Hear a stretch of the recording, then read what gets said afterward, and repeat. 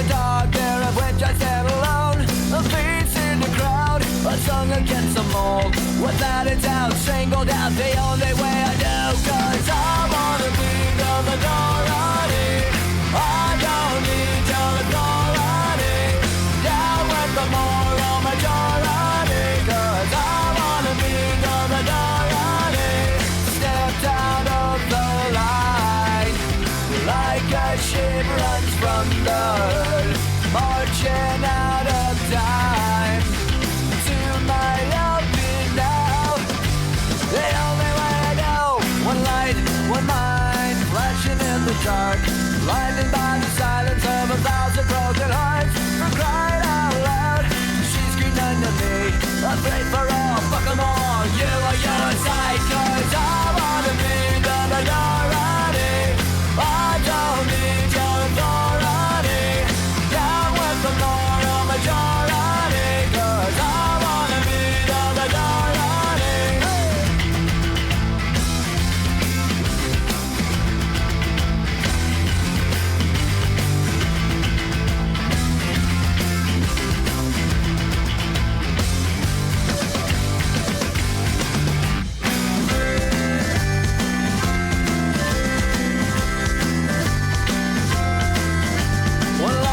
One mind, flashing in the dark, blinded by the silence of 1,000 broken hearts. For crying out loud, she screamed under me, afraid for all, fuck 'em all. You are your side, cause I wanna be the minority.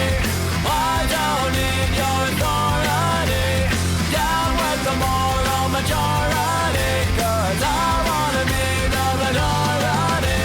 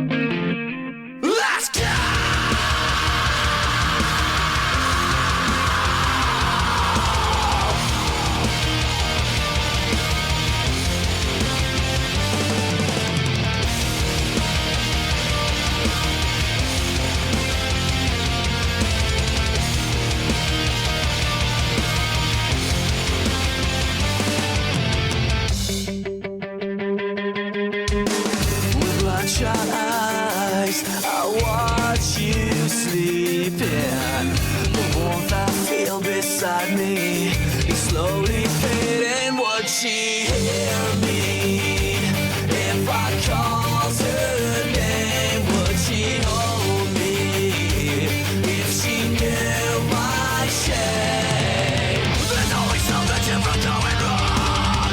The path I walk's in the wrong direction. There's always someone fucking hanging on. Can anybody help me make things better? Your tears don't fall, they crash around me. Her conscience calls the guilty to come home. Your tears don't fall, they crash around me. Her conscience calls the guilty to come home. The moments die, I hear no screaming. The visions left inside me, slowly fading. Would she hear me if I called her name? Would she hold me if she knew my shame? There's always something different going wrong. The path I walk's in the wrong direction. There's always someone fucking hanging on. Can anybody help me make things better? Your tears don't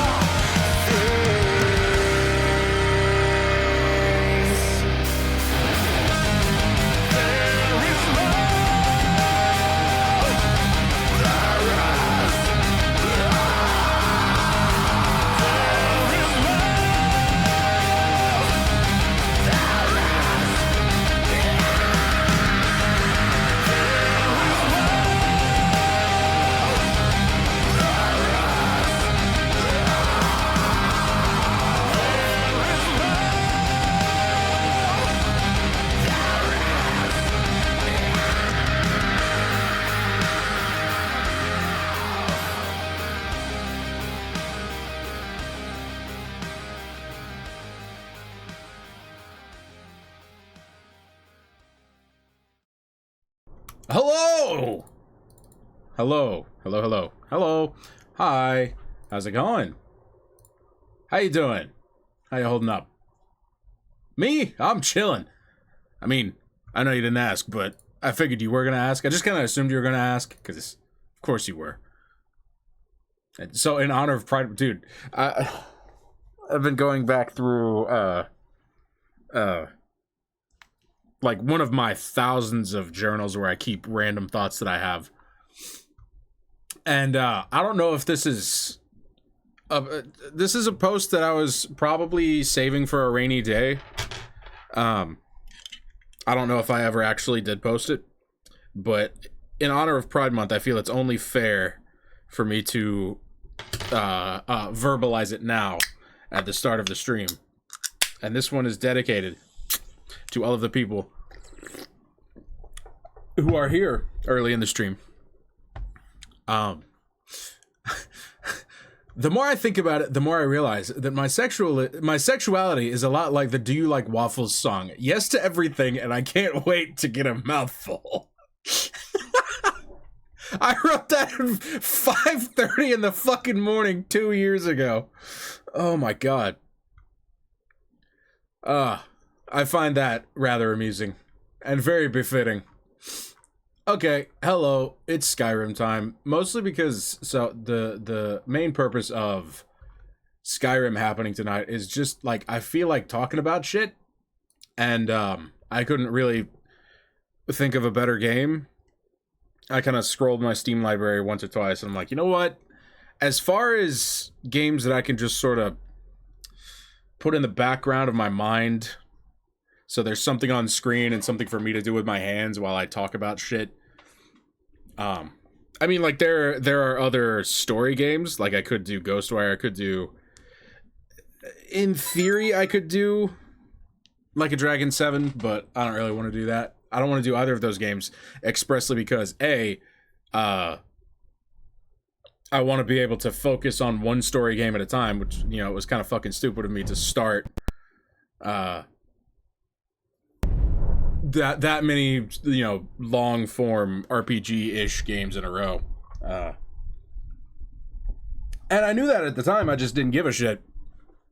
And I still don't super give a shit, but I want to, you know, stick to one thing, or at least do my best to. So I went with Skyrim. I acknowledge that I could have gone with any of the other long-form RPGs that I've started. Speaking of long-form RPGs, holy fucking shit! For the 40th anniversary of Dragon Quest, they gave me the best Christmas gift they could have given a young boy like me.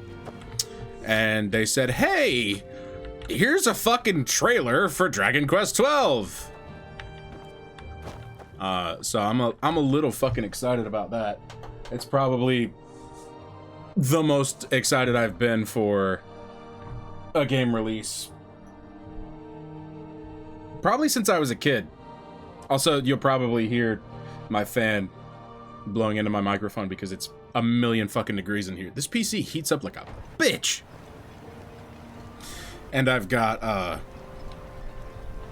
This may be a candle going. So I was hunting down Mirak. I got the pickaxe back. Okay. break them. I won't wind up in prison. I'm not stupid. I mean, I'm not that stupid. I mean, I'm not stupid enough to get caught. Oh, no, wait. No, I'm not gonna fucking return it to him. I'm keeping this shit. Actually, I'll talk to him and see if he'll let me keep it.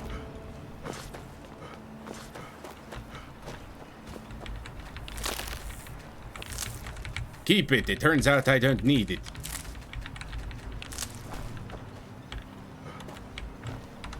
Greetings, Glover. I've also been playing The Witcher in my spare time.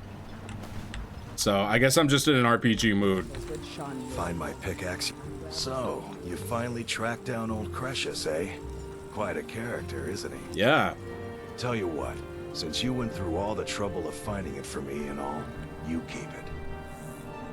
Why? I just wanted to remind that codger you can't just go around taking things from other people. Now that you've delivered the message, I'm satisfied. Okay. Besides, that pickaxe hasn't done me any good in years. Maybe you can put it to good use. Okay. Bring your weapons and armor to me. I'll fix it up right. So, yeah, dude, Dragon Quest 12, I'm beyond excited. There's no fucking release date or anything yet. I didn't remember, I probably knew, but I definitely didn't remember that it was on hold for whatever reason.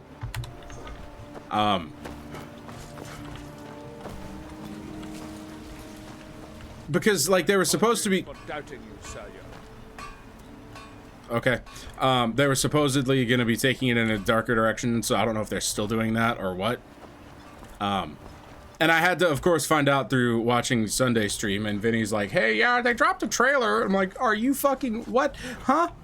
It's 4 days old and nobody told me, so YouTube algorithm can go fuck itself, because all it is recommending me the same crap I've already seen 100,000 times. Like, gee, thanks, I actually give a shit about Dragon Quest. You know what, that's... This isn't a topic that I wanted to get into, but fuck it, we're here now, so... What is the deal with YouTube algorithm and being so desperate to... Like, okay, it's just frustrating to me how readily it takes root. Like, you watch one thing. So, okay.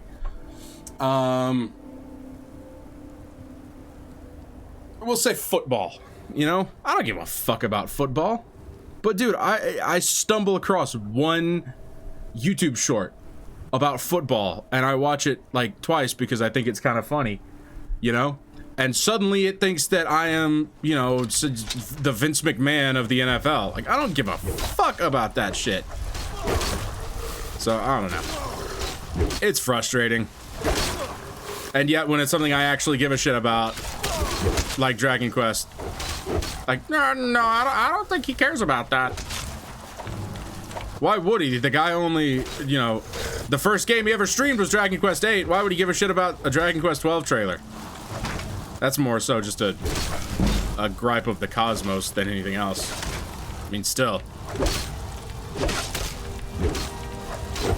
Time to teach this whelp a lesson. Yeah, get him.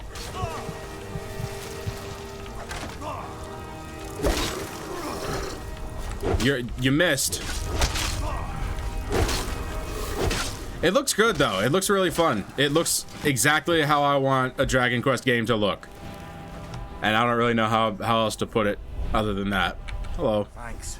I wasn't sure I'd make it off this farm alive. What were those Wish I things? could have said the same. Some of the Redoran Guard have taken to calling them Ash Spawn. Me spawn. I don't care what they're called. All I know is they're a danger to Raven Rock and they need to be stopped. How did that bring you to a farm? I was going to search for clues that might lead me to wherever they're coming from. I know it isn't the best place to start, but we know they've been coming from this direction. It's easy to criticize when you're just... I didn't want to choose that. Since you're brimming with self-confidence, maybe you'd care to take over for me. Good. I could use a pair of extra hands. Thanks. Searching the farm when the ash spawn ambushed us. Have a look around and see if you can turn up anything useful. Okay. Do you know someone called Mirak? I might know someone. Or maybe not. I can't remember. Just tell me if you know him, goddammit. I can't. I just can't be sure. I think maybe he had something to do with a temple. A temple here on the island. Does that help? Yeah, I mean, that's fine. Report back to me if you discover anything unusual.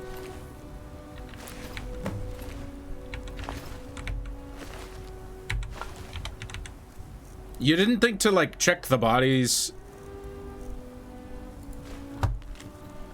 Raven Rock Stronghold. My calls for the unconditional surrender of your forces and an immediate cessation of all hostilities have been ignored numerous times. Therefore, I have no choice but to assume your purpose on Soul's time is hostile, and to treat Raven Rock Stronghold as an enemy of the Empire. I warn you, any attempt to breach Fort Frostmoth will be met with an equal level of aggression. I will do everything in my power to wipe you and your forces off the face of Tamriel. There will be no further communications between us. General Falx Carius.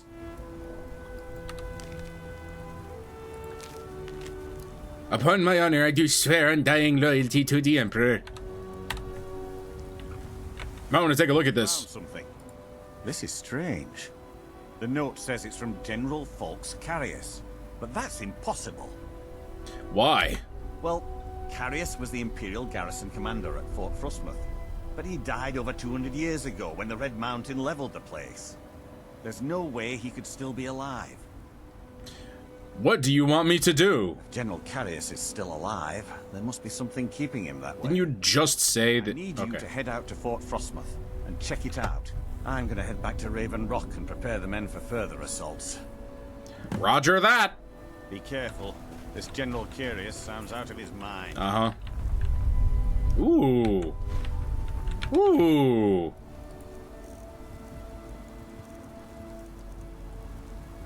Wait, where?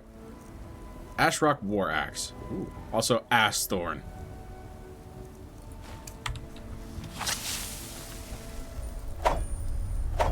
What an ugly looking weapon. Okay. Moving on. Where can I find Mirak?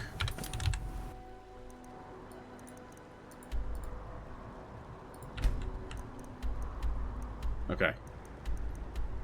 Scale the Shumut.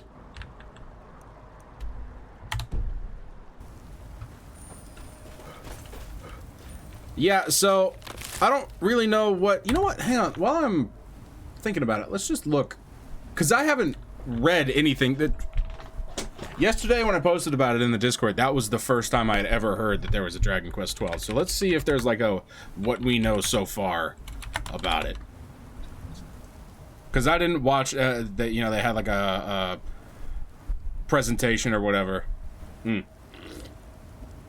I don't know anything about it.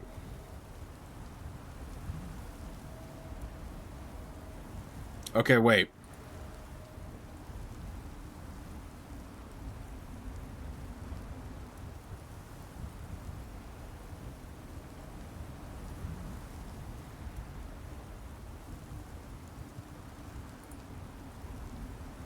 Oh, so that's why it's taking so long. So they just scrapped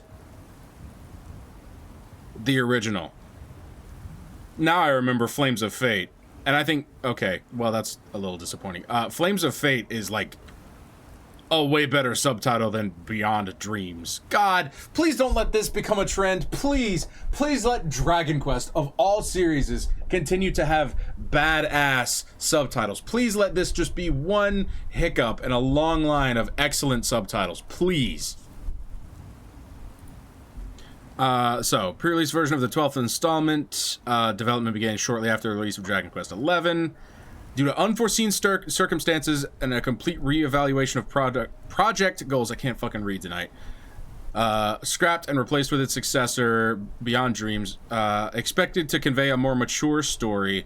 Radical departure from the often whimsical and fantastical fare of the previous entries to the series. Had development continued, the game would have been the final credit for artist Akira Toriyama, composer Koichi Sugiyama, both of whom passed away in the early 2020s. Okay. Yeah, now I'm starting to remember. So I kind of forgot a lot of what was going on with Dragon Quest 12 because I didn't, you know, there was just nothing about it, and now I know why. I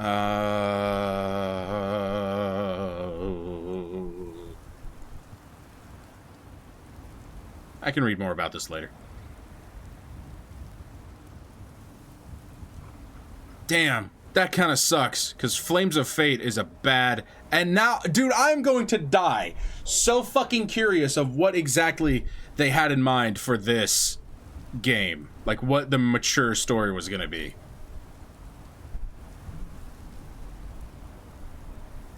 And so, the Beyond Dreams logo is... It's definitely more Dragon Quest. The problem with me, for me, is it's, I mean, sauceless compared to the Flames of Fate logo, because that is badass. But, so, in my head, when I hear more mature story, I think, like, still in the Dragon Quest style, but, you know, I don't know, I guess some amount of grittier or whatever, you know, haha, gritty reboot joke, whatever.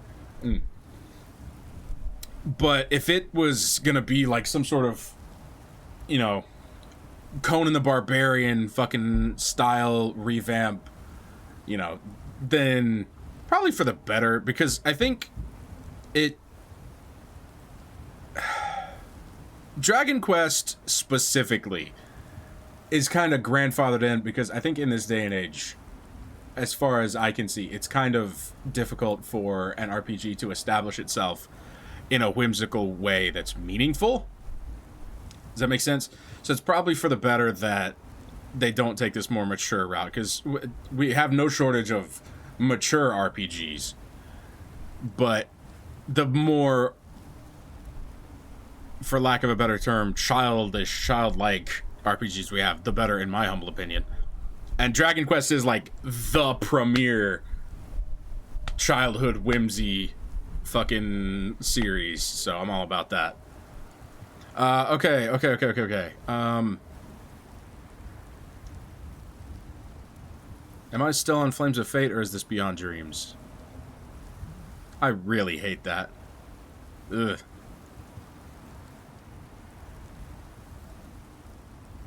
So, what does the Japanese name? Does it also just translate to Beyond Dreams, or is it something cooler and localizers have fucked it up again? I just typed Japens. Dude, what is the matter with me right now?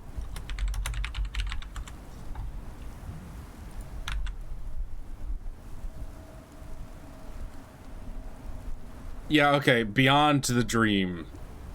I don't know, I feel like you add like one more word in there, you add a couple more syllables, and suddenly it becomes so much better. I think that's what I like. They conjure such a, like, Echoes of an Elusive Age is so long-winded, and it's part of the charm, in my humble opinion, and it conjures such a perfect image of just general Dragon Quest. Like, Journey of the Cursed King, you know it's gonna be campy. You know it's gonna be bright and colorful and really cheesy, and, you know, the good guys are always gonna win. I think that's a good thing. Anyway, it doesn't matter. But, like, something stupid, something easy, like Beyond the Distant Dreams or something. I don't know.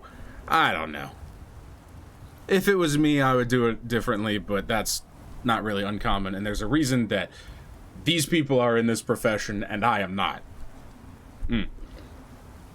So anyway,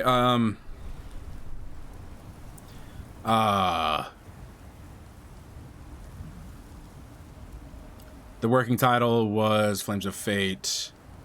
It was stated that the game was going to be directed by Takeshi Uchikawa, would run on Unreal Engine 5, and Squeenix was hiring staff to work on the game, while the story itself was already complete and only needed to be implemented. Really? It was done? Oh! That makes it worse! I want to know so fucking bad what the original story is. And I suspect, you know, with how tight-lipped Squeenix is about that sort of thing, we're either going to get it in a spin-off, which is preferable, or just never know.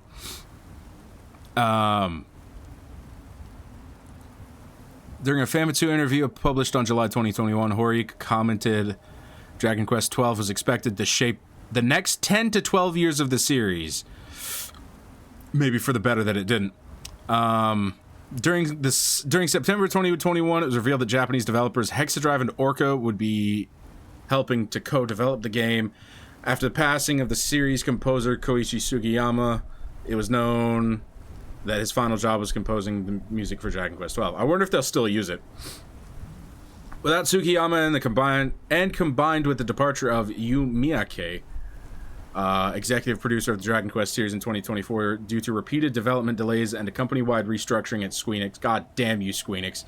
The passing of the series artist Akira Toriyama the same year, uncertainty surrounded the development of the game, given that no proper footage was ever shown besides the teaser trailer. It was known that the game had difficult development as they were targeting adult audiences and dealing with remote work as a result of the COVID-19 pandemic. After much speculation, due to the lack of information, on the 27th of May 2026 during a stream on Dragon Quest Day, Squeenix formally announced news about Dragon Quest XII. The game logo was redesigned, the subtitle changed to Beyond Dreams, and game producer Yosuke Saito revealed that after hitting major hurdles during development and talking with Hori, the original concept of the game, with a more mature and darker tone, was scrapped in favor of a concept closer to what mainline Dragon Quest games should look like, forcing a restart in development under the new structure. That's fine, but still, like, Beyond Dreams, like, I am not wholly content with that title. But again, it's fine. It's just, it doesn't say Dragon Quest to me. Like, it could be any other game. It could be fucking, you know, Fallout 5 Beyond Dreams, and it would be fucking weird, but it would fit about as well as this fits to me. It would be as Fallout to me as it was Dragon Quest. Anyway. Either way, I am incredibly excited. In development. Which means we're probably not going to see it for another, like, 5 or 6 years. Which is disappointing, but, you know, whatever. Anyway, back to the game at hand. Hello, Fongli. I've been talking about Dragon Quest. I wonder how much gameplay is gonna get gameplayed. I'm in a talkie mood.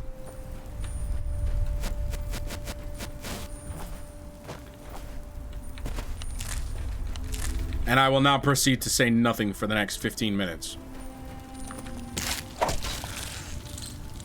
I have contracted droops. Is now 15% lowered. I can't be having that. No, I have like 100,000 cure disease potions. I'm gonna use one. Hope Squeenix doesn't fuck it up. I think Squeenix will, if they're smart, they will go, okay, let's comprehend the fact that we are not doing a radical shift in series tone. So let's look back at 11 and what made 11 right and what made it good. And, you know, do that again. What shot do I have equipped? I always forget. Fire breath. Well, I imagine these guys are gonna... Whoa, Jamiroquai! What? I guess Zod's name carries weight even in this realm. That doesn't mean you get away from me. Be the first time in their company history. Yeah, but come on. It's like their bread and butter, you know? I mean, not really, because for some reason, Dragon Quest just doesn't do as well in the West. Which is probably why they were gonna do like a tone shift. A fucking crime. And I've never played a Final Fantasy, so I'm not going to dare compare the two. But like, okay, if Pragmata has taught us anything, it's that if you make a decent game with earnest intentions, it's gonna do reasonably well and people will like it. I also imagine there'll be some relics for the museum here. Dragon Quest held out so long. Must have been someone with really strong influence who actually cared about the series. I imagine there's a lot of people.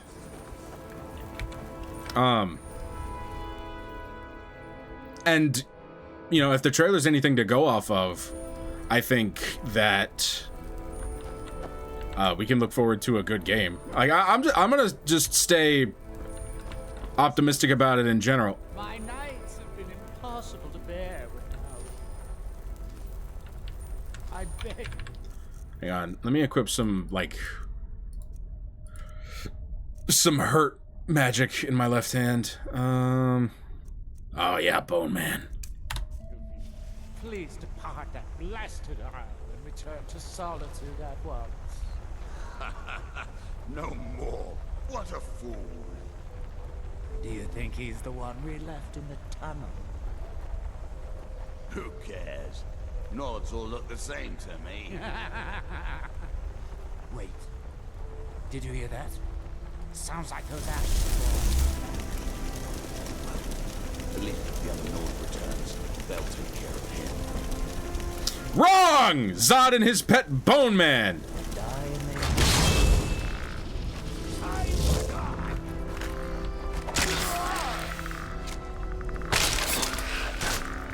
Get him, Boner Boy. I am stuck.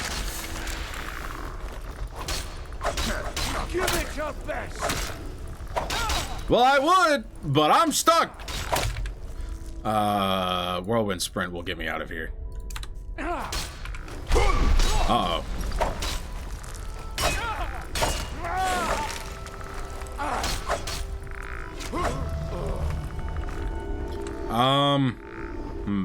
Can I tumble myself in some way?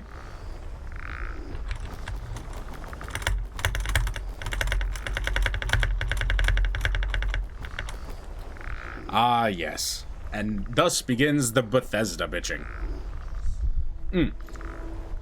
So, yeah, realistically, I think... Because for all of the dumb shit that Squeenix does, I don't know if it's entirely wise to assume that they're just gonna do everything stupid. However, I'm not gonna say you would be wrong in assuming that they would do everything stupid, because it's just impossible to predict what dumb shit companies like that will do. Okay, hopefully this will, like, tumble me. Okay, so I am just dead ass stuck as fuck. Can I push myself out with an item, maybe?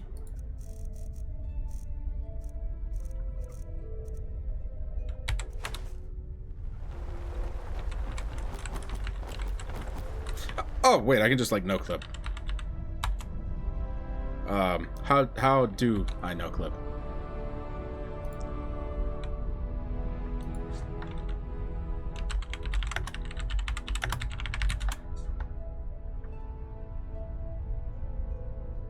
TCL.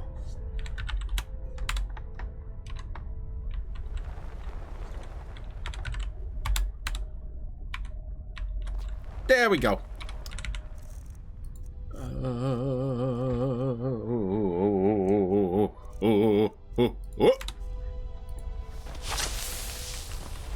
And it seems like, so whoever said, okay, this isn't working, we need to go back to regular, you know, good old-fashioned Dragon Quest. I think if that person, so long as they're on the team, we will get at least a half-decent Dragon Quest game. I think. I hope so. I don't really care what's in the sack, frankly. As long as someone with that amount of sense is... Why do I hear... I've arrived in Solstheim and moved to an old house on the hill by the shore. Whoever lived here before is long gone. I can see well out into the waters from my vantage. And I can hear all things behind and around. Dunmer bandits wander the woods at night, but I don't fear them. There is a calling from the depths. A rumble drone that sings to me at night. I've started sleeping in the basement and keeping a knife near. The call is loudest down here. I will be ready for whatever is coming. It is as if a great machine reverberates beneath me. I tire of waiting for the caller underneath to emerge. I walked to town and bought some digging tools. Shovel. Wait. Shovel. What? Is this guy getting stupid? Anyway, shovel, pick. I started to break down the wall behind the bookshelf and dig down slow. I put the bookshelf back when I finished digging. Why? No house guests here, but I feel I have something to hide. How can I make Bjorn fear what I have heard? I must not lose him yet. I must remain in this place, for I know I will know the truth soon. The murderer in the earth, and we talk. I lay my head against the dirt. Fire from the deep. Excellent. Killing before you're killed. Wow, that is an awesome book. I'm taking that. I'm taking all these books. Fuck it. It will make my library a wonderful place. Cats of Skyrim. Right here, buddy.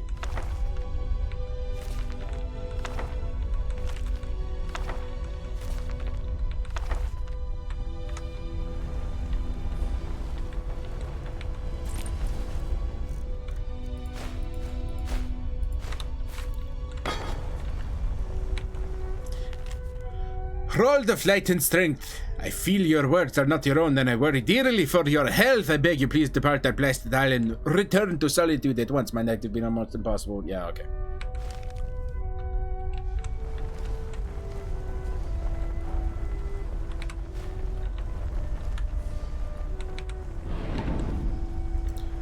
Hello, bookshelf.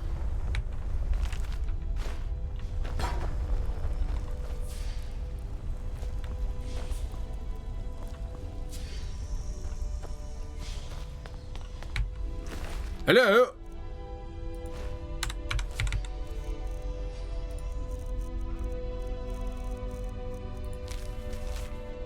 Do not come to this place I have not much self left. The earth will take us both. How do you go stupid? Just holy sh... It's just a rock on a stick! Yes, suffice to say, if I didn't make it clear enough already, I am be-fucking side myself.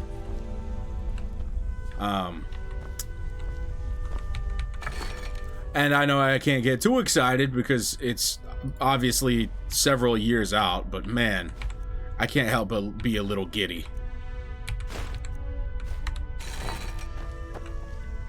What, is this all there is?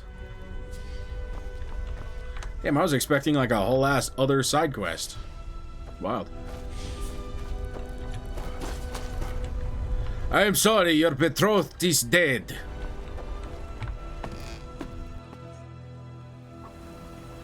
And so I think we need to talk about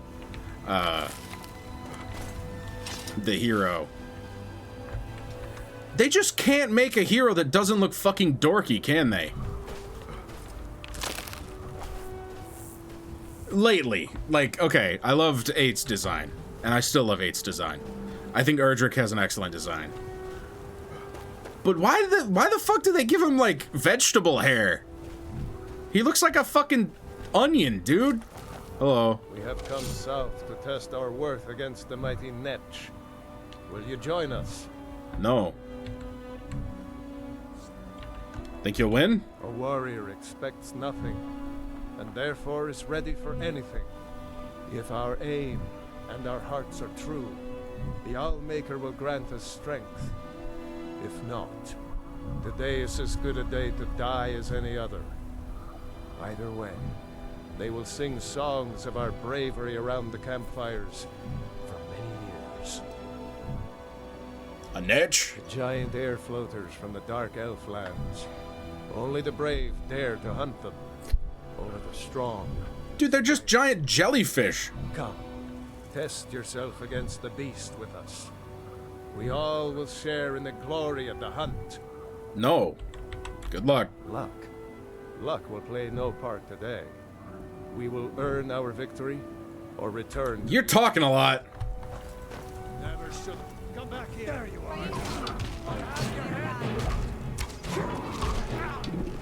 It's just a giant jelly.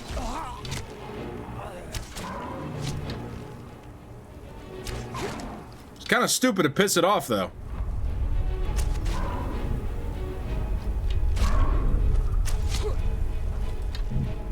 Honestly, I'm rooting for the jelly. He's kind of dumb, though.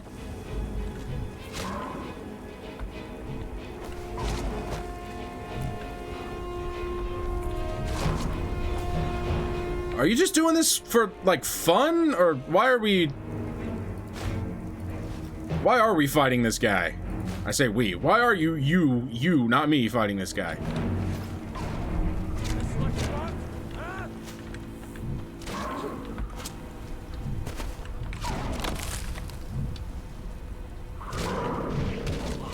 Oh, shit. Oh, shit.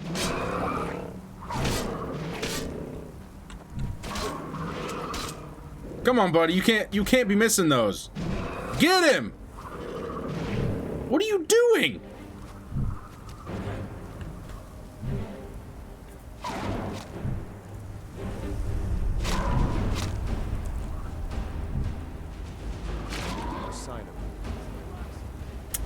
You kind of deserve that, dude.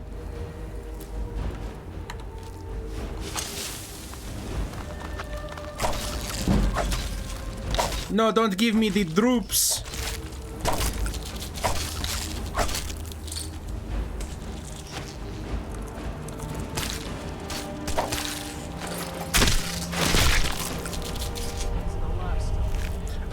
Okay, here's what I hope. With the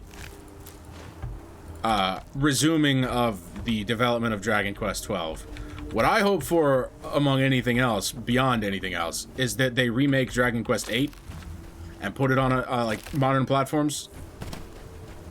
That's what I fucking want. And dude, god damn it, god fucking damn it. They're like, okay, here's 1, 2, and 3 in the HD 2D shit, which is fine, whatever. I don't really care for HD 2D, but whatever. Like, all right, we're gonna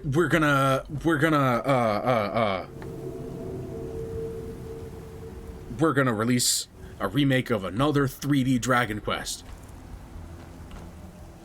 Dragon Quest 7. Everybody's favorite Dragon Quest, the one everybody knows. Dragon Quest 7, the one with the guy who probably like gets a sword or something. I don't fucking know. Without any censorship. See, that's the great thing about modern platforms. Even if it is censored, there's gonna be somebody out there who has like a decensorship mod.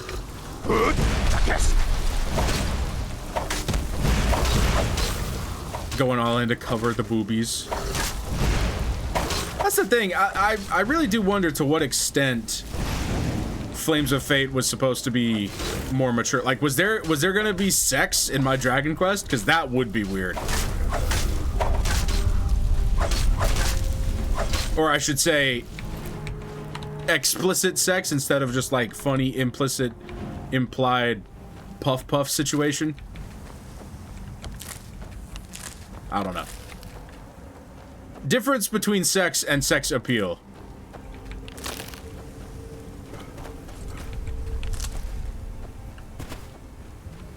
Never been made aware of one for the Dragon Quest 3 remake.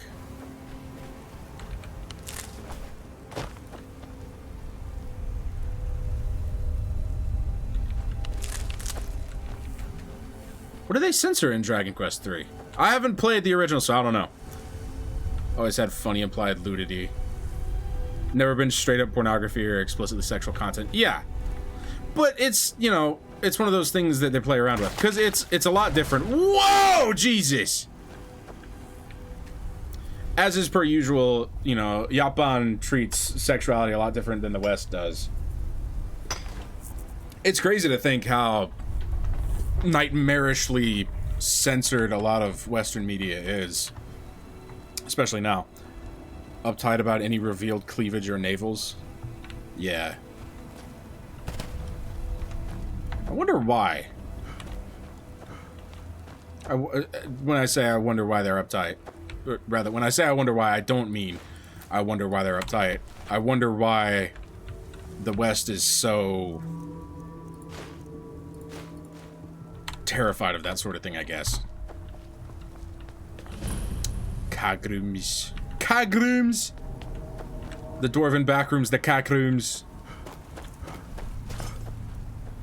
Suffice to say, I am excited, and at the very least, I am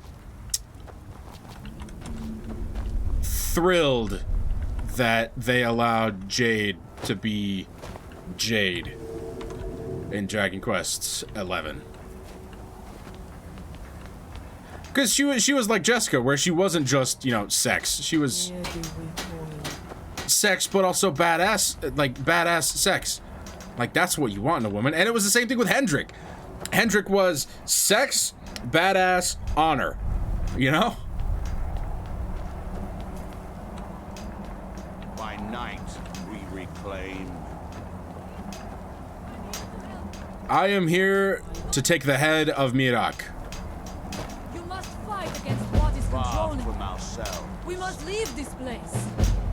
Isra, can you hear me? Voting conservative have strong American Christian cultural influence. What Yeah. brings you to this place? Why are you here?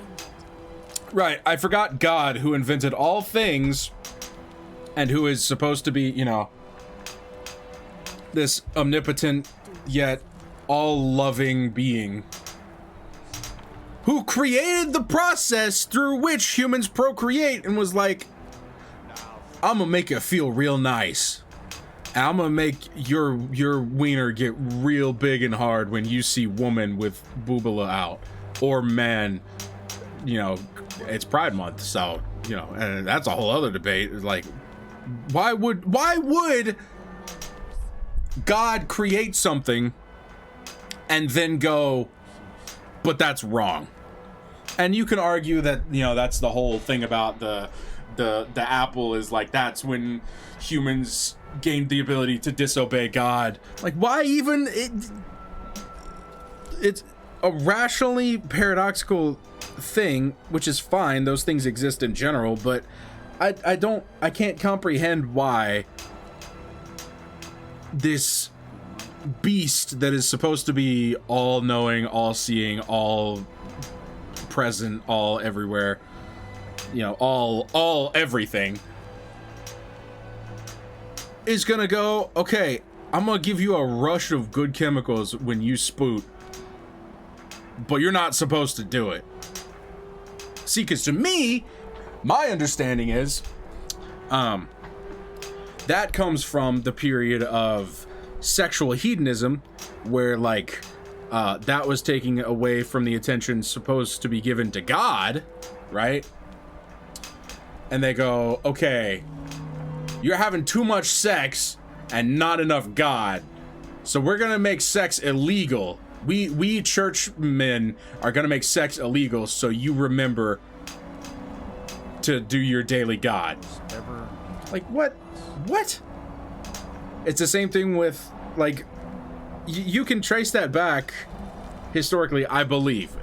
Bear in mind, I'm not a superbly genius history guy, but I'm fairly certain you can trace a lot of what is illegal, religiously, Christianity illegal, to parts of history where some guy who was just happening to be the leader of the church at that time, he didn't like it, so God didn't like it. You know, I ain't into that sort of thing. So that leads me into another topic that I wanted to talk about. Shitting on purity rants? Yes. The world shall see.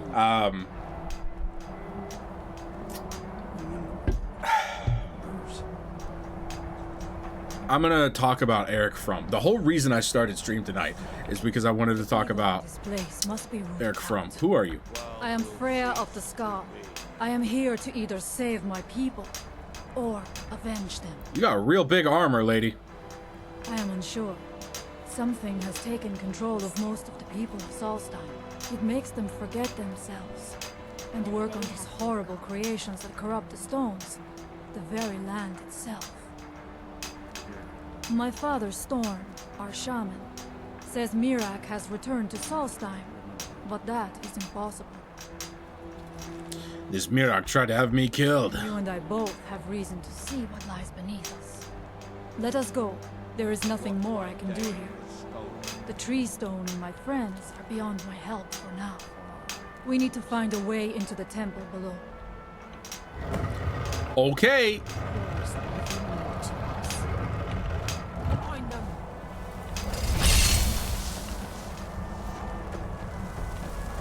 Hey, look, what luck! Some stairs just happened to open. I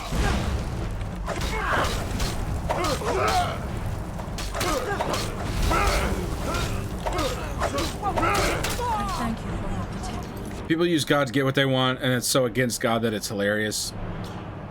Okay, so I would like to just remind you for a minute. I don't know if anybody here has read The Inferno. I read it. Granted, it's not been for a very long time, but I have read it. I read it when I was like 16. You know that's a dream he had, right? You know the whole Dante's trip into hell with Virgil and the river and the 9 circles. That was a dream. A vision, you know, a clairvoyant experience. That was a dream.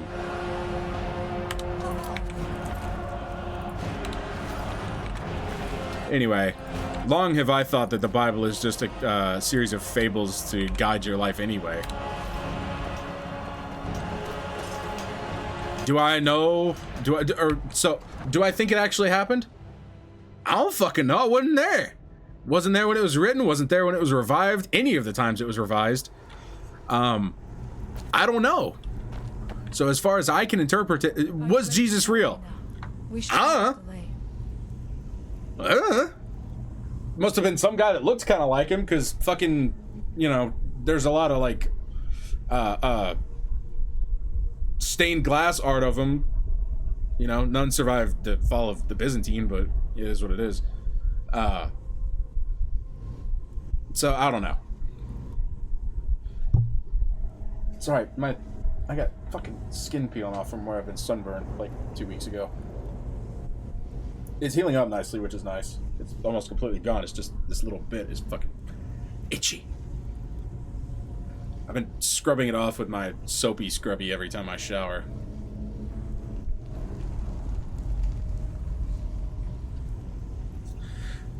So, while we're on the subject of God, that was a very fortuitous segue.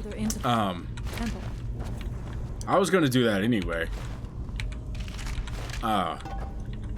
The portion of... So, The Art of Loving by Eric Fromm is what I've been reading lately. It is a very short book. It's not even 200 pages. I think it's like 160 something pages. I'm only halfway through it. I don't read it every day. I probably should, but the reason I'm reading it slowly is I want time to... It's a you know, psychology text, so I want time to kind of reflect and ruminate on what I'm reading and figure out what it means and what it means to me. So the portion I just wrapped up was so it's split into a couple sections. He was talking about like the theory of love and the different kinds of love, which is like motherly, fatherly love, and I'll talk about that in a second. Brotherly love, intimate love, self-love, and the love of God, right? So it's a book from the 50s when you see a lot of psychological concepts being addressed as male or female, and I don't know how much of that is actually, you know, we want this to be explicit to people of the male or female genders. You know, these traits are specifically only present in these people of these genders, and how much is just oh, good morning. And how much of it is just that is a... Wow, that guy just came out of the womb dead, huh? How much is... There are these dualities in psychology, and the best way to describe them is by likening them to this established duality of physical genders with an asterisk, because, you know, there's arguments to be made about that as well. That if I get sidetracked on that, I'm never going to say what I want to say. I know they're there. I'm not saying there are only two genders or whatever. Fucking who gives a shit. Different discussion for a different time. So I don't know how much of that is that, but the way I interpret it is just that there are these two conflicting traits. And so something like motherly love can be more present in the mother, the female mother, the one who birthed a child, and fatherly love can be more present in the father, but I don't think they're exclusive to. I think there is fatherly love in the mother and motherly love in the father. So what Fromm said was, how did you get Devil Sword Dante, bro? How do all of you assholes keep getting this? Oh, whoops. So basically what he said, I'm gonna have to tell you about parental love for the rest of this discussion to make sense. So what Fromm wrote was that motherly love is the implicit, unwavering, unconditional, constantly there love, right? And you get it from your mother because when you are born, your mother, you and your mother are biologically bound. You are dependent upon her to take care of you, to feed you. There are like developmental benefits to being within close proximity mother's warmth, mother's heartbeat, all of that sort of shit. And that, I think there's room for discussion on that, but for all intents and purposes, right now, we will just assume that, yes, that is true. So, the mother's love is always there, always, I'm trying to remember the words he used to say it, but mother's love is unconditional, always present. Father love is the sort of, fatherly love is the sort of love that is earned. And so the purpose of motherly love to From is basically to establish that sense of being, of purpose, of, because to From, the main issue that most people suffer is, oh god, why can't I remember the word he used for it? Basically, aloneness, solitude, being not among, because obviously we're brains trapped in meat mechs and it's souls, if you want to argue that, which I believe in that. Souls piloting meat mechs that can't overlap with other souls. Like, I can't be in your head, you can't be in mine. The best we can do is clumsily communicate with words and actions.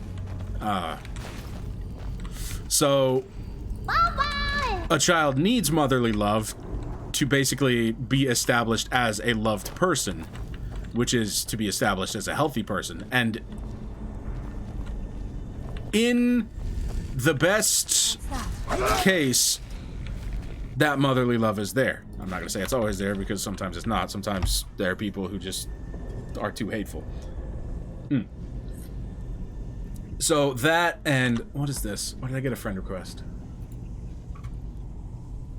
Yeah, that's got to be a bot. Fatherly love, on the other hand, is... So what From says is it's kind of a double-edged sword, motherly love, because it can't be achieved, it can't be changed, it can't be attained or lost. It's in being always there. It's both good and bad, because if we only had motherly love, that unconditional love, then we would never learn, governance and justice and that sort of stuff. So that's where the benefit of fatherly love lies, in being able to lose the love of the father. We learn what is right and what is wrong, at least so far as the father's justice. If Pops says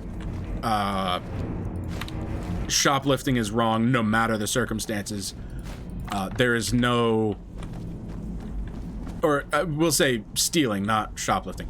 There are no circumstances in which it is morally permissible to steal. But then, you see kind of where we're living now, where basic necessities are not affordable to some people, so they have to take care of themselves or their children, usually their children. And so that conflicts directly with Father's notion, because, life in being as dynamic of an experience as it is, and ever shifting, never the fucking same, Father perhaps wouldn't have anticipated the reality that basic necessities would be unattainable to the average people without having to resort to illegal means. And I think it goes without saying, but I'm going to go ahead and say it anyway. Legality and morality, two very different things. Just because something is legal or illegal doesn't mean it's right or wrong. I mean, hell, before civil rights movements, it was pretty legal to treat some certain minority groups pretty fucking badly, to say, to understate it. So I want to go ahead and throw that out there, that morality and legality, two very different things. Why have I not conjured a bone man?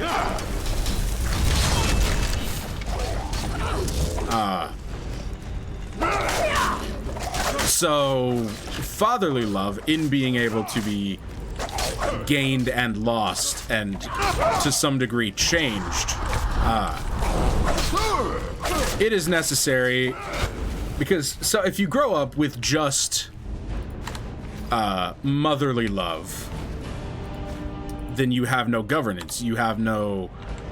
Because you are always loved no matter what. It is this unconditional love. So if you fail, for lack of a better term, if you fail, then you don't lose the love. So you don't learn, I guess, the stakes of things. You can't comprehend stakes because you were always loved no matter what you did. So even if you did something wrong, you still got love. So it's like, why worry? And bear ye in mind, this is all regarding like the psyche of a child. If you're an adult, you may be able to tell the difference between right and wrong from outside sources, but this is a developmental thing. This is as far as I've delved into developmental psychology in a very long time, because generally I'm not particularly interested in developmental psychology. Obviously it's good to know because children are psychologically vulnerable and you have to be careful how you treat them, because they pick up on subtle things and they internalize a lot. So Fromm says both of these types of love are equally necessary, and he draws from Freud, but he does the right thing, the good thing, where he goes, you know, Freud was right like this, but here's where he was wrong. And there's so many fucking ways he was wrong. And he goes, in this, Freud was kind of correct. And he doesn't explicitly say it, but my interpretation of that is not the love of the mother and the love of the father as they come from those parents, but these types of love that are generally more or less present in the respective parents. Because, I mean, hell, I would say that I got both types from both of my parents. Give an example of moral rules passed from my mother, you know, fatherly love coming from the mother. I'm sure I've told this story, but she fucking said, like, if you ever smoke, I'm gonna kill you. I'm gonna kill you long before the cigarettes do. So, never smoked, you know?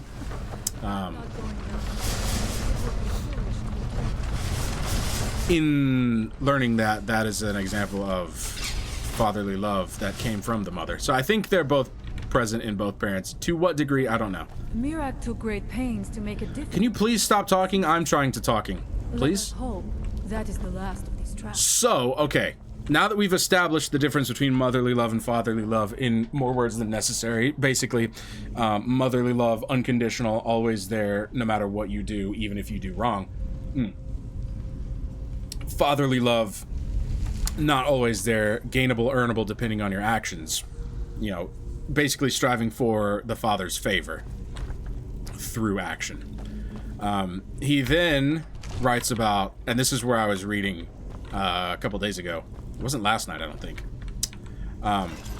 He says there are two kinds of religion in two kinds of interpretation of the love of God, which is God as a motherly loving figure and God as a fatherly loving figure. So, like, Old Testament God, can you fucking move? Must not fail, my people. Can you fucking move? I'm trying to get the Black Soul Gems here and talk about Eric Fromm. So, Old Testament God, kind of a fatherly figure, you know? He demands tribute through the slaughtering of animals or children, depending on what story you're reading. He punishes those who go against his will, that sort of thing. And his love is directly based on the actions performed by those upon whom he calls. New Testament God is more like an example of motherly love. Not exactly is, but can be interpreted as, where it is unconditional. You know, after Jesus came and did what Jesus did, God was like, all right, we're chill now. Me and my creations, my people, we're chill now. My love for thy has become unconditional. Also, Jesus Christ, owie. Guys, stop. I'm trying to talk about Eric Fromm here.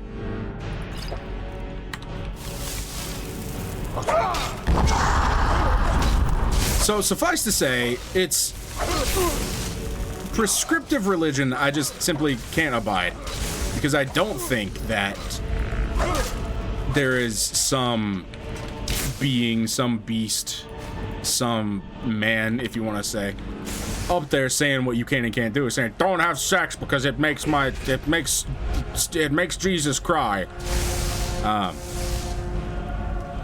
So a little further in, Fromm writes basically saying how fallacious it is to... Mirak don't give a fuck about you, bro. Mirak hates you. Yo, Tor. Ow. It's fallacious to give these characteristics to God anyway, because so I'm gonna go ahead and say, I'm gonna kind of predicate what I'm gonna say next on this with the statement that I didn't retain a lot of this because it was kind of not really my wheelhouse. I already have, I would wager, reasonably established spiritual beliefs. So a lot of what he wrote just kind of didn't get through to me, and I'm not really proud to say that, but I'm gonna be nonchalant about it because it is what it is. I wonder if I go invisible if they'll lose me.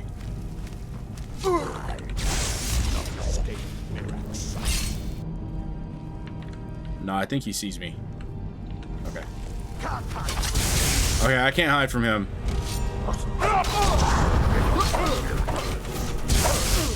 My soul belongs to me and none other.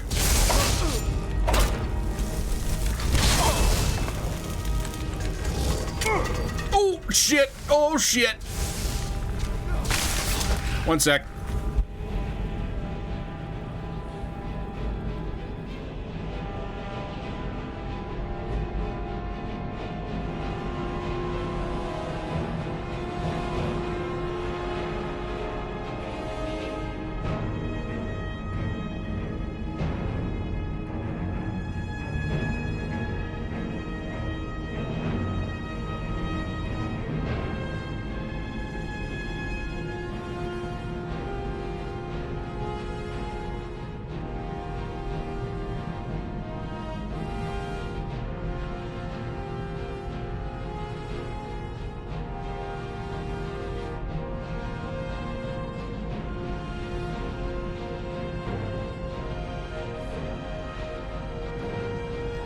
Okay, so I got the book, and I remember now, part of the reason it's difficult for me to interpret is because it delves into Eastern philosophy, which is like Chinese and Indian philosophy, which is kind of beyond me as I am right now, as an amateur philosopher, because a lot of it is paradoxical statements. So Western philosophy, as explained in this book, is very rational, very logical, and a lot of Western society is rooted in that sort of thinking, so it becomes like, you know, this is... You're back. Hello! Skimblo. Skimblo. Hello. It is difficult to where did my bookmark go? There it is.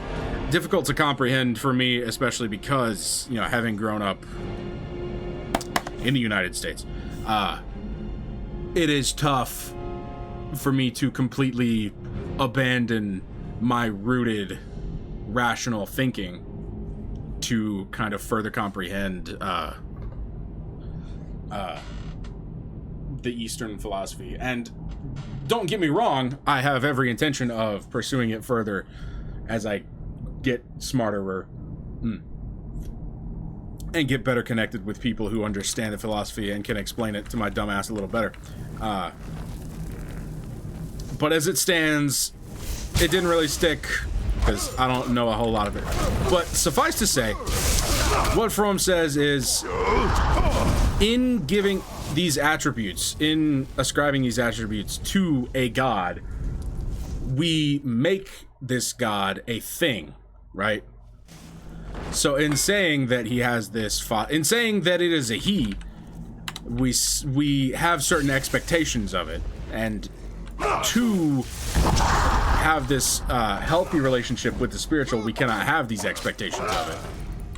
And so he goes through all of this argument, most of which I can't remember because, you know, like I said, for reasons given, it's not particularly comprehensible to me in my current stage of brain. That God primarily exists as the highest form of man, which is something that, as we are, I don't think we'll get to. I'm not quite remembering it very well, which I think is for reasons, like I said, and also my memory's just kind of shit.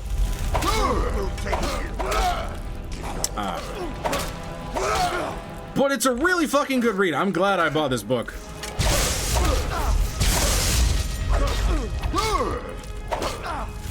And I'm glad I put Jung on the back burner for now, while I read this, because I'm more familiar with Jung than I am with Fromm, and I want to know I want to know what he thinks.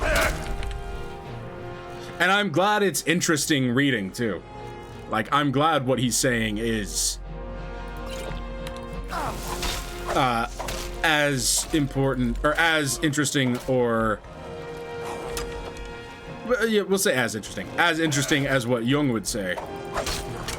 So I don't have to sit there and feel guilty like, man, I could be reading Carl Jung right now.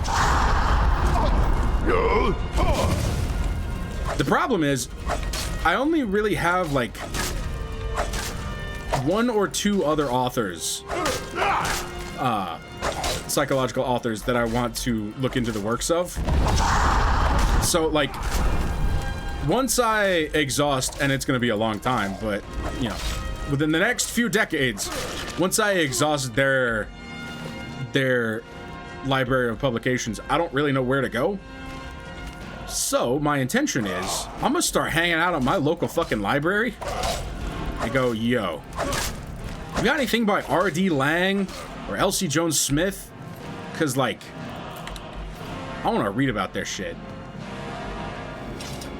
Because I don't know if, I know I have like heroes, as I call them, personal heroes in psych fields, like, but I don't know if Alfred Adler or Karen Horney wrote any flagship books that I have to, or I don't want to say have to, that I should be reading as an academic in the field. So I guess I could just look up, like, what did Karen Horney write? Is it just articles, or are there books that are for dumbasses like me who can't, you know, who fall asleep halfway through an academic article? Not really. Some of them are interesting, but like, frankly, I get the cliff notes from the abstract, and then I kind of skim, and then I read the conclusion.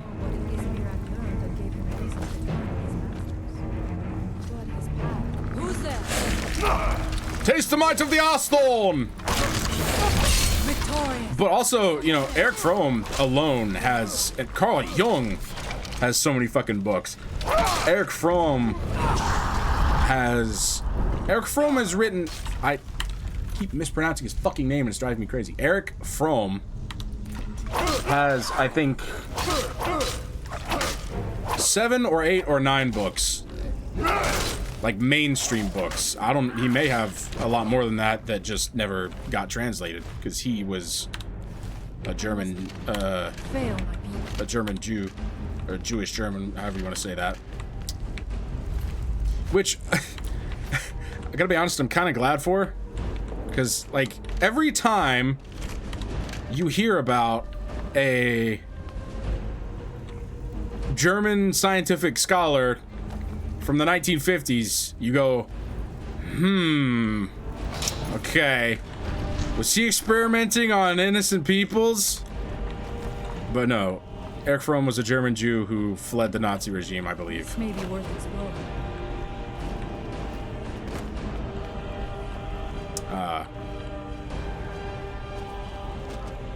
Hello?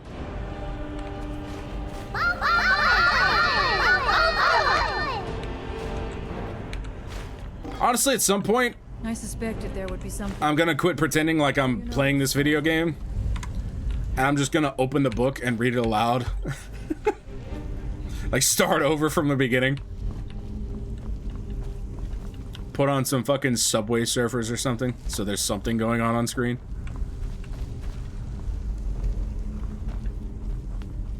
I really thought Skyrim would be a good game for me to blast my lips while playing, but I guess I'd be wrong. Maybe I should have fucking launched Enter the Gungeon. That's what I should have done. But I'm here now, so. I promised Zod, so I will deliver Zod.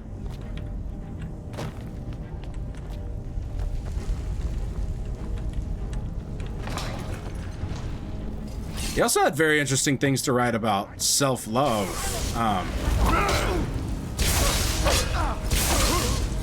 Because, you know, you hear the whole thing like, you can't love somebody else until you love yourself, which personally I think is kind of bullshit.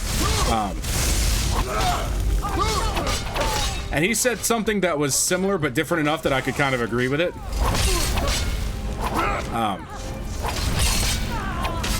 And it is that you cannot truly, deeply love somebody else until you love yourself. And what is self-love? Well, you already know this. I'm gonna take it just in case. Soon I really will be carrying too much to be able to run. Because it's, let's see. See, this is what I love about Psych, is it's, in being the integrative, however the fuck you pronounce that, I have no idea how you pronounce that. In being the field where you integrate things that it is, I mean, you have to be very disciplined, because if you only take things that support your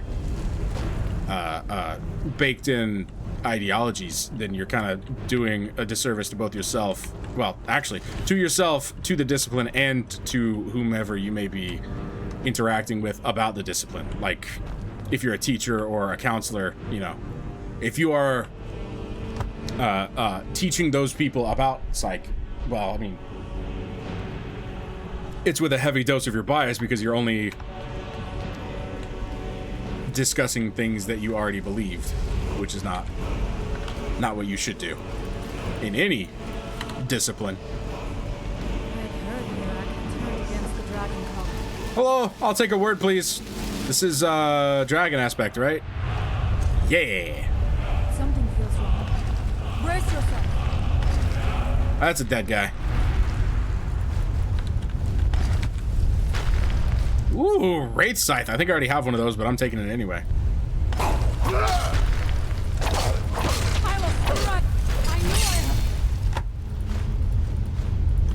My interpretation of what he was writing about self-love is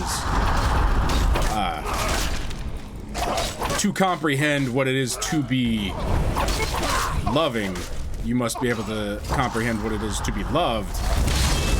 And once you graduate from the parental love, you have to, and this is why I brought up Freud. This is what I wanted to say. he said, basically, Freudy Poo got it right with the whole self-governing and, like, your brain, you know, Freud said the brain, the superego, is the part that internalizes the rules of the father. And so Fromm was like, yeah, you know what, we'll take that idea and we'll run with it. So here's what I think. That once you graduate from needing, depending on the love of the parents, you have, you basically, you create that love within yourself. And you have to have that, otherwise you're not a fully healthy human being. Now, sometimes it takes help, I think, from other people to learn how to love yourself. But it's a process. You know, it's as with pretty much all things psychological, it's not something to be achieved. It's something to be maintained.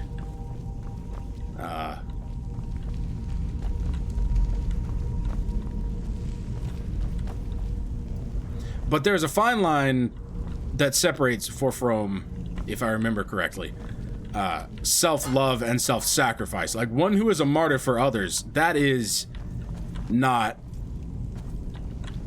love. That is not a loving action. You know, you can't give away all of yourself to other people. And that was a lesson I had to learn at a very young age, when I was like in my early to mid-teens. Like, you can't be giving yourself up completely for everybody else in hopes that they'll be giving it back, because that's just not healthy. And to Fromm, that's not true loving. Because I think, you know, if you are giving up all of yourself, you are depending on other people to... Holy Jesus Christ, I have so much of this crap. Well, I guess I know what I'm cooking with. Shit.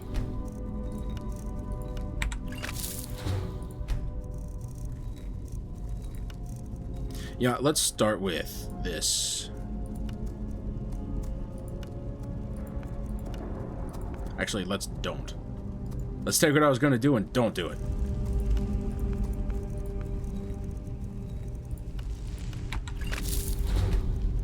Is there any of this that I haven't eaten that I should eat first? Okay, Ravage Stamina, Ravage Magicka.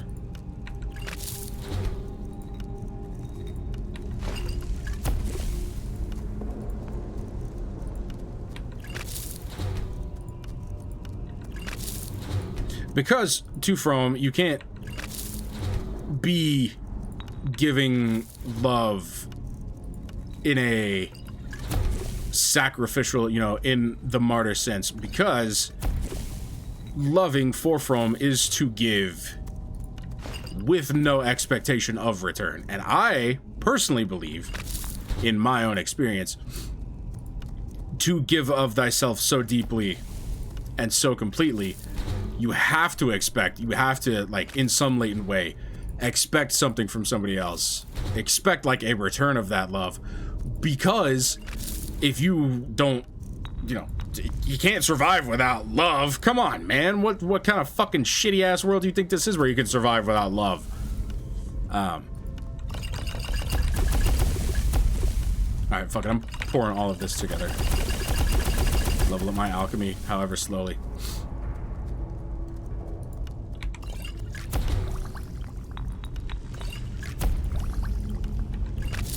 I gotta focus on cooking, I'm sorry. Invisibility? Fuck. Wait. Was it Nirnroot? Yeah, okay.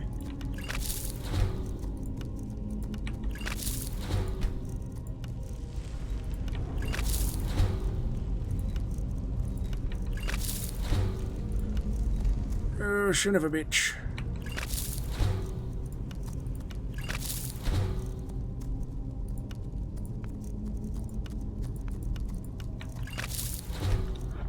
So I will acknowledge, while we are, you know, within some proximity of the discussion of bias, this is being filtered through me. If any of this sounds particularly interesting, I would advise you to read the book yourself, because it's just a really interesting read.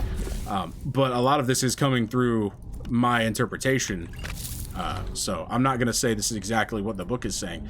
This is what I believe the book is saying in relation to some of the shit that I believe. And that's just, I mean, that's going to be how all psychology discussion is going to be. But I would hope that it is reasonably evident that I'm doing my best to also just kind of give you the information as I can.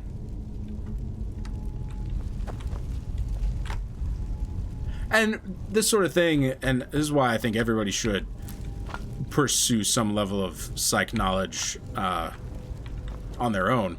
Maybe not a full degree on it, because, you know, I gotta be better than you somehow. But, we have all lived radically different lives, and we will all take different meaning from these texts. Somebody who, I mean, somebody who wants to fuck their dad may say, you know what, that Freud guy, he was kind of onto something. You know, obviously an intentionally crude example. But it is important to note, and I also understand that I have an unfair fascination with this sort of thing that I can't assume that everybody else has. This is where I came from, fuck. I can't just go, oh, this is interesting to me, so it must also be interesting to you, so go, you know, look into it. I understand that. Which is why I also want to say, only if it interests you should you go for it.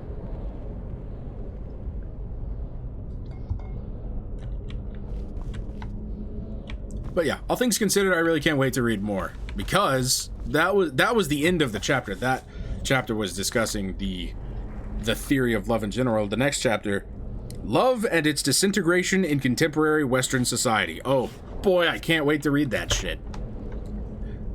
I think that's the segment that has the excerpt that I read already that inspired me to buy the book, where he basically just takes to town, you know, how badly capitalism has fucked us up in our brain minds that, nothing but ruined books. Oh my god, please shut the fuck up.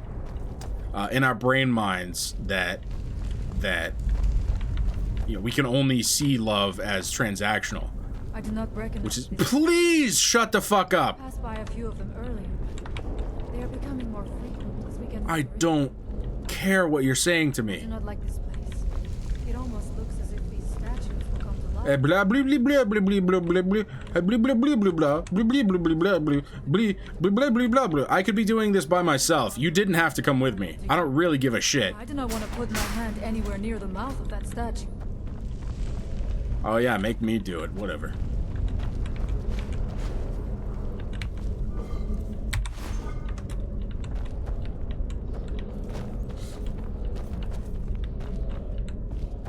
And so, I mean, love in general is not something to be... I do not suspect that. It is not... in my, you know, mental definition, it's not something that is to be given as a sacrifice anyway. If I say, hey, you know,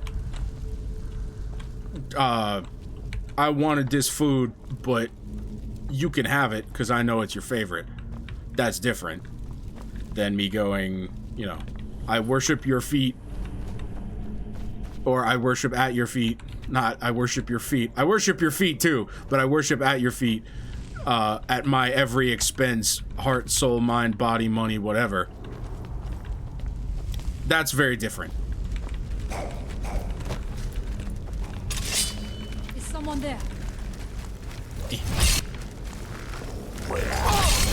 I don't know, lady. Look around. You tell me if someone's here. There are definitely some rocks.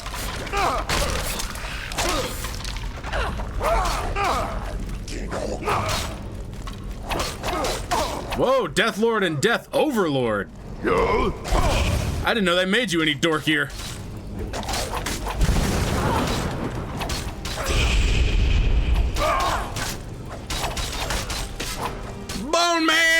Get him!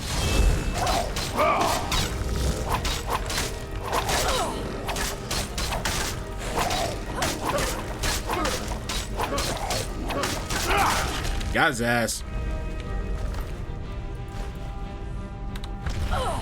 Can you stop? God, you are fucking useless. Ooh.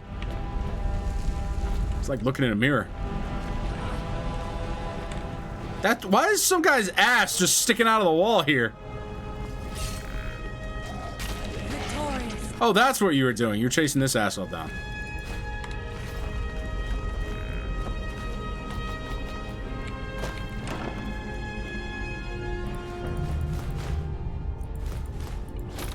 I think if you want to relate it to a biblical story...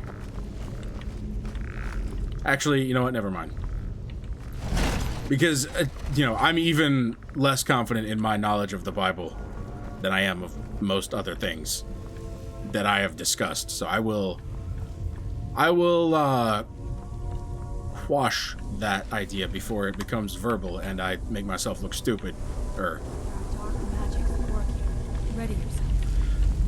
I'm ready to see Papa Mora again!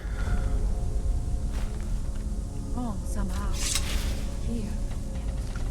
No. Hermes Mora! Wiki wiki! The time comes soon when...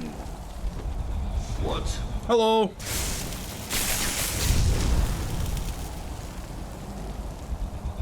Who are you to dare set foot here? I'm Big Daddy Zod. You are Dragonborn. I'm gonna blow my nose. I can feel it. And yet... You have done little beyond killing a few dragons. You have no idea of the true power a Dragonborn can wield. This realm is beyond. You have no realm is beyond me. I am Zod. time before Solstheim is also mine. I already control the minds of its people. Soon they will finish building my temple, and I can return home. I wield the blade of chaos. Send him back where he came from. He can await my arrival with the rest of Tamriel. Hey guys.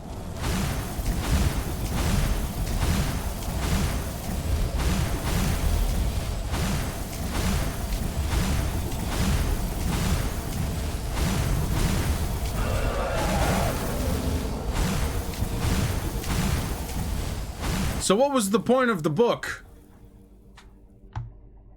Do I have to get like special resistance to bitch magic?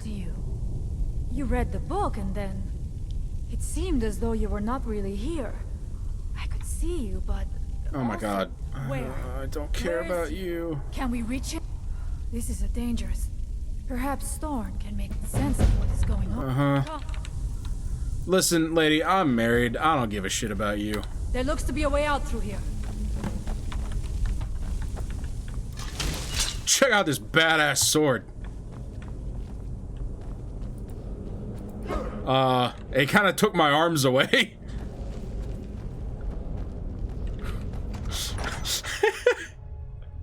It didn't even replace them with tentacles. It's just like, alright, arms, mine now. Bye-bye. That's wild. Can I, have them back? Kinda need those. Hard to eat legs of mutton without them. Nope, I am just Zod the Armless now.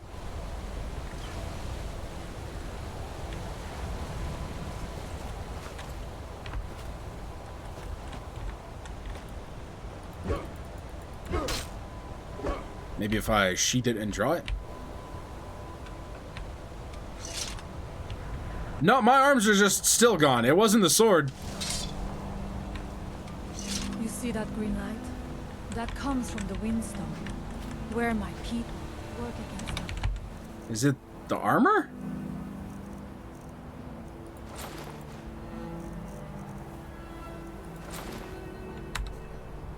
They must be freed soon. Well, I guess Zod has no more arms.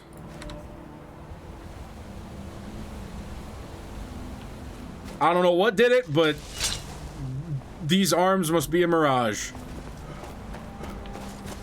Oh, there they are. Never mind.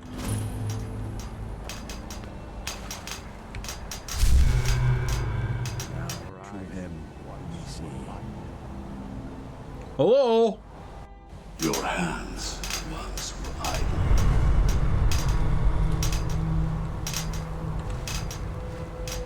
When the world shall listen. Yeah. And when the world... I put a kidney stone in there. That's gonna be the crux upon which Mirak's empire falls. The one kidney stone. Hey, you should have specified what kind of stone you wanted it made out of. Okay. Storm has used his magic to raise a barrier.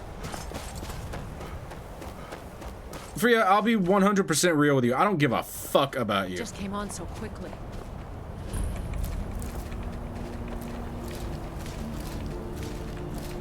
I don't know how you motherfuckers got cabbage growing out here in the cold like this, but I guess props to you.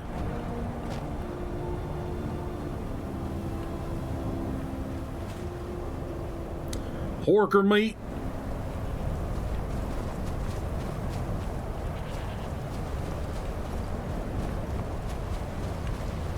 Finna.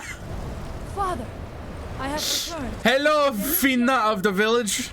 Freya, what news do you bring? Is there a way to free our people? No, but I have brought someone who has seen things. He has confirmed that Mirak is indeed behind the suffering of our people. I feared that it would be so. But how is that possible? After all this time. I fear there is too much we do not yet know. Please, tell Storm what has happened. I opened a book, and then there was like some funky ass shit going on. Yes. My magic grows weak, and so does the barrier around our village. Time is short. Tell me what you know.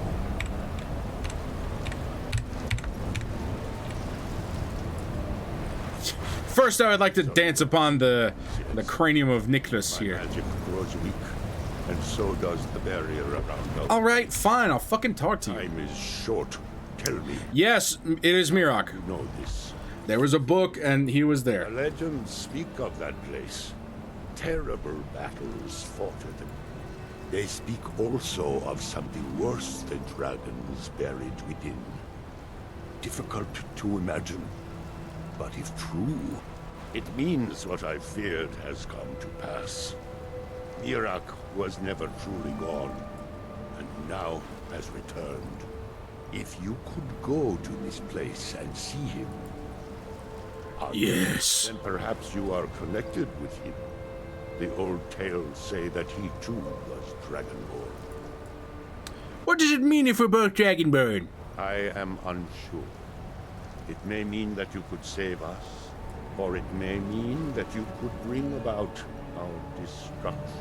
Why can't both? I could do both. I can be both for you, baby girl. I can do anything you want. Troll cannot protect ourselves for much longer. You must go. I could do extra both because it's Pride Month. Learn there the word that Mirak learned long ago, and use that knowledge of Cabbage grows best in cold weather? Really? Well, I guess I'm stupid because, I mean, potatoes grow underground and wheat, I don't know about wheat. people there.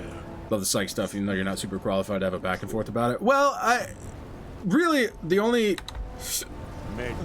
thing that I intend to do when I talk about it, first of all, is to get it out, because if I get it out, I may remember it better on the in brain. But also, I mean, I think everybody has some sort of latent curiosity about psych, because I think I have made this very clear that psychology is one of the very few things that all people everywhere experience. So to be curious about it is natural. And I only hope to spread the interesting connections I've made throughout my yappening. Also, streaming is just, it's some level of journaling. Like, I'll come back to this in like 15 years and go, what the hell was I thinking? Also, I gotta be honest, I think I may call it kind of early, because I know Vinny's live, and part of me wants to watch him. If he's still doing Tomodachi, I may go ahead and call it. The whole reason, like I said, the whole reason I started stream was just because I wanted to talk about Eric Fromm anyway. Sometimes the chatter just to hear myself chatter. Thanks for streaming. So yeah, I may go ahead and call it. Also, I haven't eaten yet, and I would like to eat.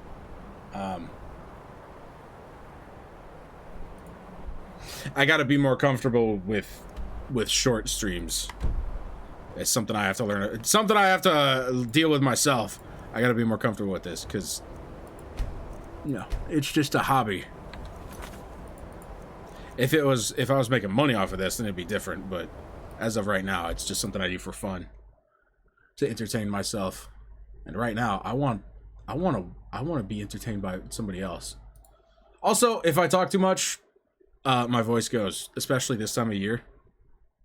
And especially about something that I am particularly fascinated by, because then I forget to drink water, and my shit dries out, and I wake up in the morning with fucking with sore throat, sore nose. And I look, as much as I love blibbering at you people about interesting shit to me, I equally as much hate to have sore throats and noses. So yeah, I'll go ahead and call it. But thanks for being here for the short stream, for the short screen blow. I know I didn't get a whole lot done, but I swear to God, I will fucking run my ass through Mirok's fucking forehead in the next stream. I don't know when the next Skyrim stream is going to be. I won't be live tomorrow. I will be live soon.